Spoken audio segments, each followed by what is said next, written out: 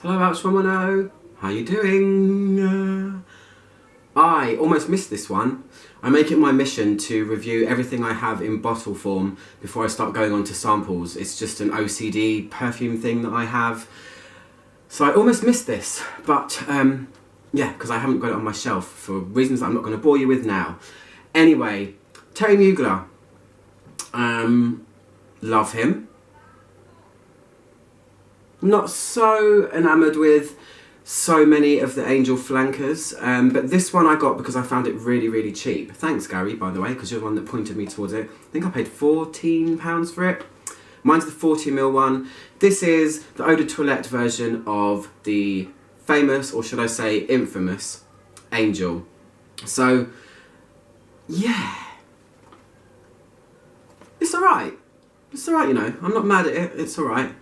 I'm not going to go into too much detail about what Angel actually smells like because I've reviewed 5, 6, 7 versions of it already. What I will do is point you in the direction of my original review of the original one, which is up here in the little eye white box.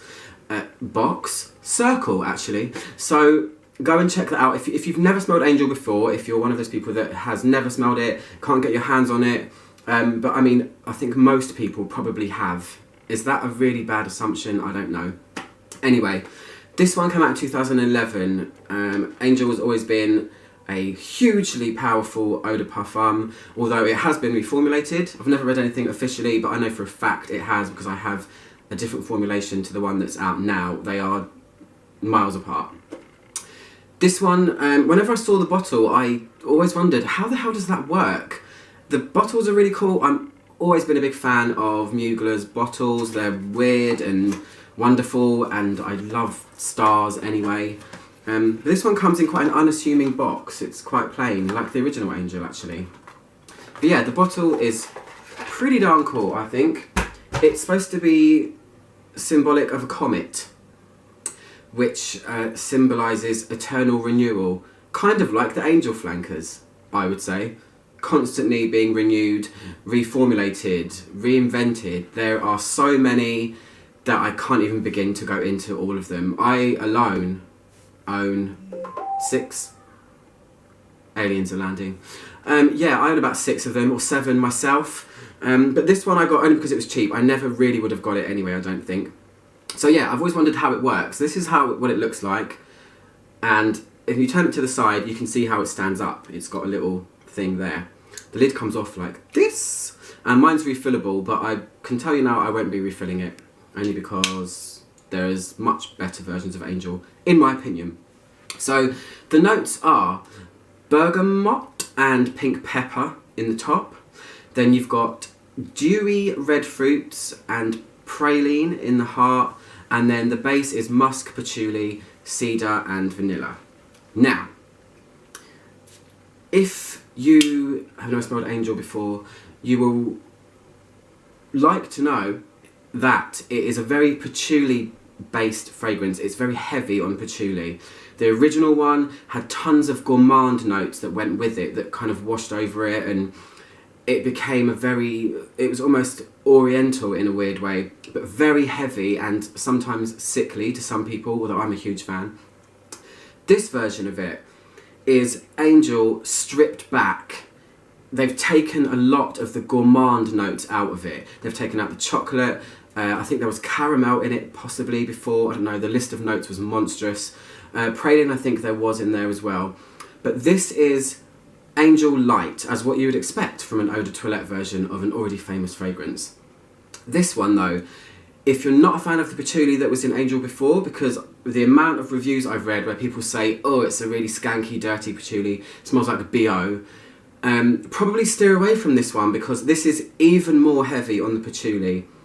Or, I'm not going to say it's heavy on the patchouli, it's because a lot of the stuff that masked the patchouli before has been taken out, the patchouli has more time to shine. So the opening of this is a very, very strong patchouli. It's that signature Mugler patchouli. They must have vats of it stored under the ground that they use, because this patchouli smells different to most that you smell in other fragrances.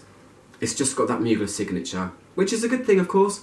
So the opening, Wild patchouli, sometimes verging on BO patchouli. Sorry about it, but it's true. And it stays like that for about an hour. It's unless you're used to it. I personally am not a fan of the opening at all. I think it's a bit too off-putting. It's almost, like I said, it almost goes to that kind of dirty stage. However, the dry down, while much more beautiful, is really, really, really, how many times do I need to say that? Faint, unfortunately. When it starts to dry, which takes about an hour on me, it becomes a skin scent, and it becomes, I can hardly smell it on myself at all. Although, I just bumped into a friend who gave me a lift home, and when I got in, she said, "Oh my God, you smell lovely." That was her actual words, and that's how she said it.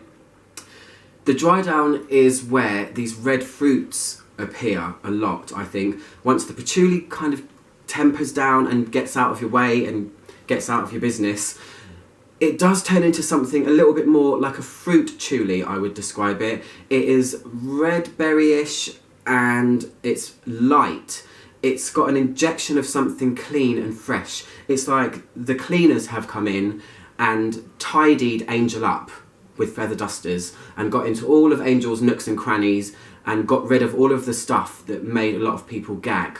So points for that, definitely. I really like the fact that it does have a lighter side, because when I first sprayed it I thought, whoa, this is patchouli craziness. Still going on with the patchouli there. The patchouli, how many times can I say patchouli in one review? I should do a count, shouldn't I? The patch in the opening is so prominent that you really get the green side of what patchouli is. It's a leaf, isn't it? And it's kind of earthy and very masculine, and the patchouli, like I said, is so prominent that you get all of the facets of it as a single note. So the greenness of it almost verges on being a little bit medicinal in the opening. But the dry down, like I said, really pretty, clean version of Angel, zero gourmand, a little bit more red fruits, and something almost a little bit like a very light white musk. Vanilla, not hugely prominent either, which is quite surprising, I think. And cedar, barely there. It's not really very woody at all, but it gets a lot more simple, and like I said, Angel had got its house cleaned, and that's how it is. So another quick look at the bottle, because it is really gorgeous. I mean, I'm not going to lie, I think it's really cool, and it's magnetic too. Thought I was going to fail there, but there you go. That's my review of Angel Eau De Toilette by Thierry Mugler, or Thierry Mugler. I better brush up on my French, I'm going soon. I'm at someone. Click my logo to subscribe, and I'll see you guys soon for another review.